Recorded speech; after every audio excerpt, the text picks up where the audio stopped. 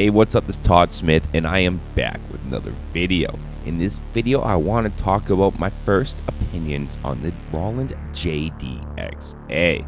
I've only had the synth for a few days, so I wanted to give my first impression on the machine.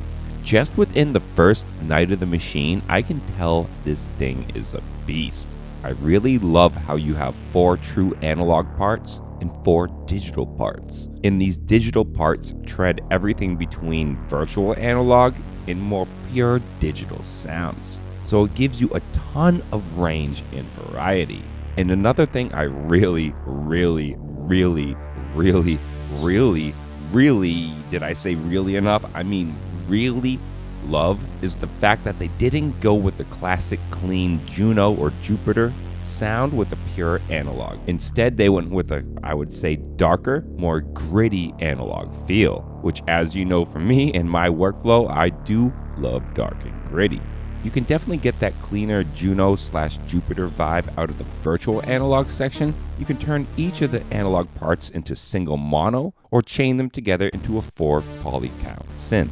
The analog filter sounds absolutely amazing, and you even get some extra hidden filter options within the digital sounds if you hit the variation button near the filter knob. And a lot of those extra filters really open up those digital sounds.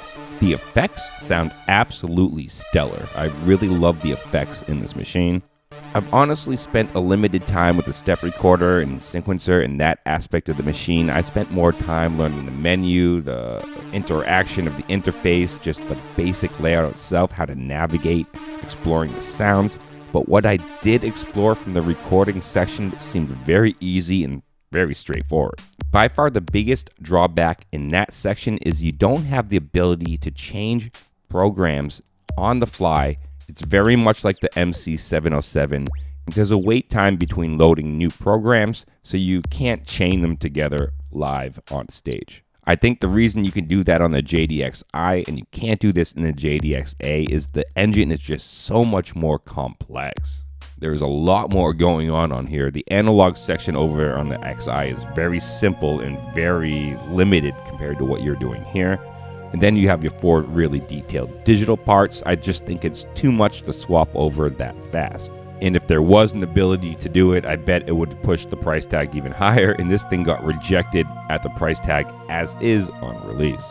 And since we're kind of talking, negative aspects, I would definitely say the next biggest negative aspect of this synth is the screen. If it was just a little bit bigger of a screen, and in my opinion had some sort of knob or even slider for the program changes, this thing could have seen a lot more love and a lot of people would have been able to explore what's underneath the hood.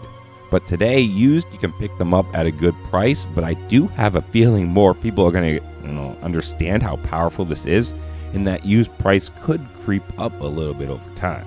I've heard of some people snagging an XA as low as $900. I was not that lucky.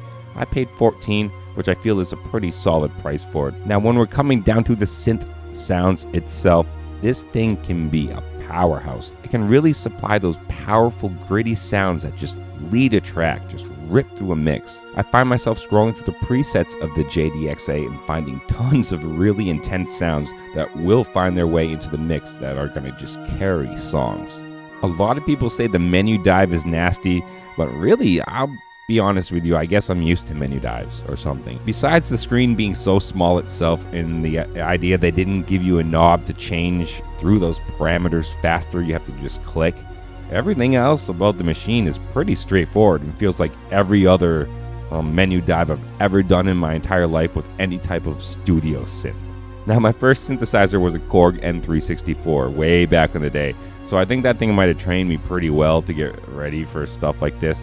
But in general, I don't find the menu dive that jarring. But with all that being said, there definitely is a menu dive. And if you're a person who doesn't like a menu dive and you don't like a small screen, that loops back again to probably one reason why you never looked at this piece of gear. In the studio, I plan to slave it from the 707 and have it do its own individual parts. So it's going to add a possible 8 tracks to my already 8-track studio with the 707. And everything will be savable and I can recall it, which makes it easier to do long live sets, performances, And this applies to the analog section of the JD-Xa. Just having the ability to save my analog and not have to recalibrate that later is going to make a huge difference to my workflow and how I'm going to be able to recall songs. Because as much as I do love Behringer and their budget gear and how it sounds, the big Achilles heel with that whole workflow and unit is if you start creating complicated stuff and you want to recall it later on multiple pieces, then if you want to recall a whole set with very different patch settings live, good luck. I think that's why generally electronic analog music, pure analog, is slow evolving and fairly simple on their sound changing. You generally see slower evolving sets because they have to work within that ability that they can't recall a bunch of really crazy stuff on the fly with different parameters, and that's something this JD-Xa will do. Well, now let's go into build. The keys are pretty common, what I would say, of Roland quality keys. It's nothing above their typical scale. It's what they normally put out. One thing I will say about the keys is the aftertouch is a lot more sensitive than my Juno X. I have to push a lot harder on the aftertouch to trigger that Juno X. This thing, I barely have to touch it, and the thing's doing really crazy stuff. So that is one huge difference in the keys that I've found. The JD-Xa does have the lights. Some people love it, some people hate it. I think it looks really cool with the red. It has that really shiny, glossy finish. Again, some people love it, some people hate it. It will get your fingerprints. I know when this thing was in production, if you contacted Roland, they had face plates that you could put over this thing to make it a solid black so you didn't have that glossy thing going on. I myself actually like the gloss, so I'm going to keep it. I don't even know if they have those things anymore because this thing has been out of print. The knobs feel great. I feel the wheels, slider, pitch bend, all the buttons feel really solid. The sliders feel great. Tons of space on this synth. Nothing's crammed and jammed together. You have some really nice options in the back. You got your CV out. You got your gate out. You have a dry analog out. The stereo out obviously adds in all the effects and everything within this machine. You have a microphone in with a vocoder. You have a lot of options on this machine, but it was a flagship when it was released. And just like any good workhorse, it's completely customizable. You can go into any of the parts, change them to any MIDI channel you want.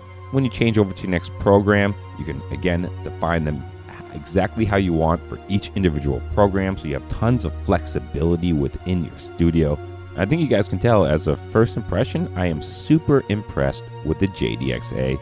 It is something that will definitely stay in my studio. If you've ever owned the JD-Xa, I would love to know your opinion on it. What was your experience? Does any of it kind of tread on mine? Did you have a completely different experience? I would love to hear your opinion on the JD-Xa. And as always, stay positive, stay creative, support each other, and peace.